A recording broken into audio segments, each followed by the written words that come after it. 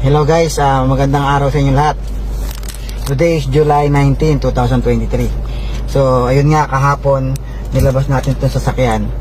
So, thank you Lord, thank you Live Good. Sa lahat ng mga hindi pa po nag-join, so, trabahuin nyo si Live Good. Huwag kayong umasa sa spillover, maliit lang po yun. So, ang gawin nyo, trabahuin nyo.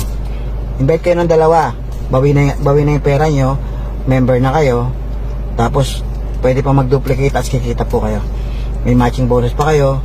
So dadami po yung tao nyo at mas malaki kikitain nyo kasi naghihintay po kayo ng spillover. So yung dalawa mo, kumuha ng taga-Tagalawa, kung isang linggo ginawa nila isang linggo rin.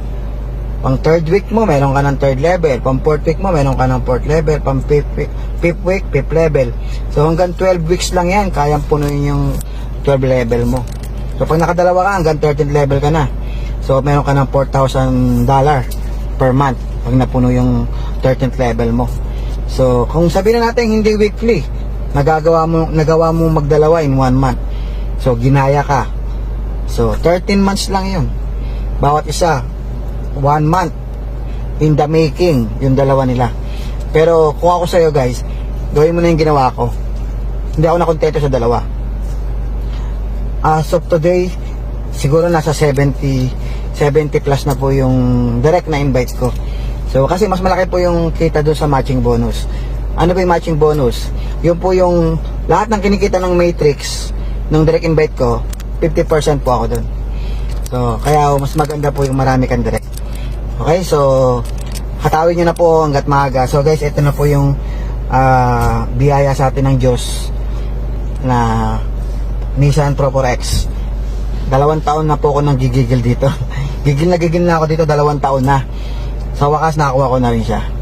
Okay? So may isa pa po tayong achievement. May achievement pa po tayo isa. So yun po yung investment na realty. So lahat po yung katas ng Live Good. So ang maganda doon sa realty na nakuha natin, pre-selling po siya. Tapos ang maganda niyan, ang ganda ng location. Okay, so napakaganda. Pwede mong pa Airbnb, pa-rent mo, or i-resell mo na lang. Pagka mataas yung value, nagdoble na value, i-resell mo, kita ka na. So guys, yung pera mo na pagkatrabahuhan dito sa Live Good, mapupunta rin sa isa pang pagkakakitaan.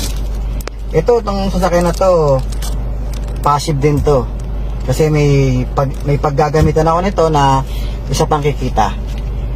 Kasi meron kaming business na dalawang klase yung business namin na traditional na sinimulan na mapapakinabangan ko tong pickup na to.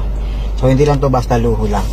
So basta guys, ang payo ko lang, lahat ng kikitain nyo, ilagay nyo po kung saan pwede pang kumita. Kaya wag po kayo makontento sa isa lang source of income. So gawin yung stepping stone si Live Good para matupad nyo yung pangarap nyong negosyo. Yung iba gusto magkaroon ng restaurant, hindi makapag-start, wala silang huge capital. Yung iba naman magpapatayo ng gym, parlor, iba't ibang klaseng ng negosyo ang meron kang gustong gawin. Kung saan yung passion mo pero wala kang kapital, trabahoin mo si Live Good. Matutupad mo yung pangarap mo, yung passion mo magagawa mo. So ngayon, ang passion ko maglaro. Magturo sa mga bata, volleyball, basketball, table tennis. So siguro magagawa ko na yung passion ko. Kasi magtuturo ko ngayon, hindi na para kumita. Kasi before nagtuturo ako para kumita ng pera. So hindi ho ganun kaganda ang kitaan sa pagtuturo eh. So hindi makuha yung pangarap. Masaya lang ako. So pwede ko na siyang gawin. Pwede kong balikan yung pagtuturo ng kahit walang bayad. Kasi masaya ako doon. Basta guys, kung meron kang negosyo na gusto mong simulan, na alam mo magiging masaya ka, pero wala kang kapital, mag-Live Good ka. Tapos pag kumita ka ng milyon, pag kumita ka ng bonggang-bongga, simulan mo na yung negosyo na kung saan magpapasaya sa'yo. Ang bottom line ng lahat dito, hindi pera. Hindi material. Ang bottom line ng lahat dito, kung bakit ka nagtatrabaho, kung bakit ka nagsisikap, ang bottom line, gusto mo maging masaya. So hindi dahil sa pera magiging masaya ka. May mga taong masaya kahit walang pera. May mga taong masaya kahit na simple lang yung buhay. May mga taong masaya kahit na walang negosyo. May mga taong masaya kahit tambay. So ang bottom line dito, kung saan ka masaya, doon nakabase ang buhay natin. Kung ano magpapasaya sa'yo, hindi material. So kung magpapasaya sa'yo yung material, diba? Nasa iyo yun, trabahuin mo. Kung tingin mo hindi magpapasaya sa'yo yung ganito sasakyan, kontento ka na nagko-commute, masaya ka nagko-commute, wala tayong question doon. Kasi ikaw yan masaya ka dyan Kanya-kanya tayo ng happiness Kaya hindi mo pwedeng pagmalaki na meron kang kotse, sila wala. Baka hindi mo alam. Baka mas masaya pa sa'yo yung mga taong walang-wala.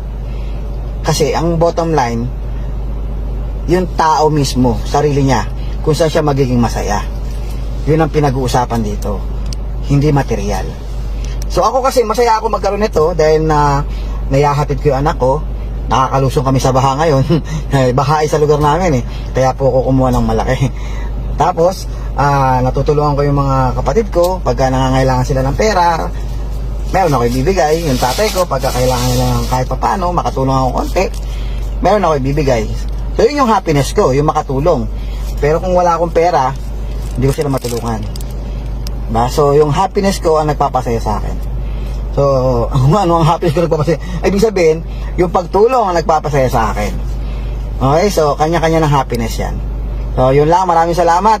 So, kung masaya ka, na naghahabol ng bills, naghahabol ng pambayad ng kuryente, okay lang, mag-stay ka kung ano yung ginagawa mo. Kung masaya ka dyan. Kung masaya ka na lagi nagpo-promissory note yung anak mo sa school, ituloy mo lang.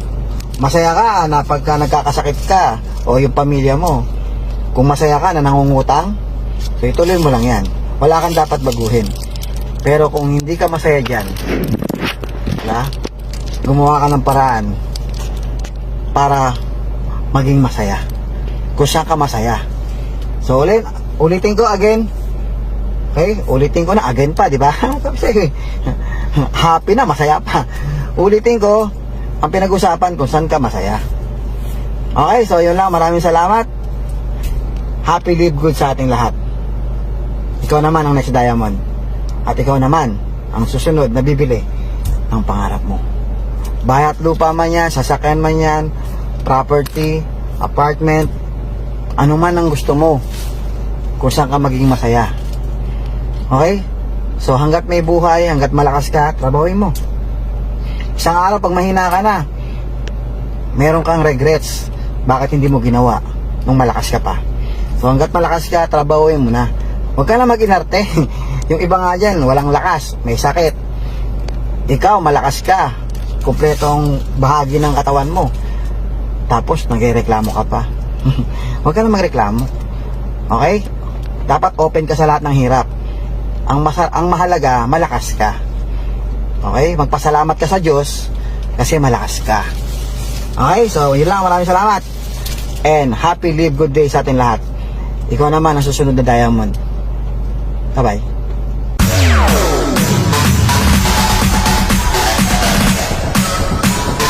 TikTok, all stop.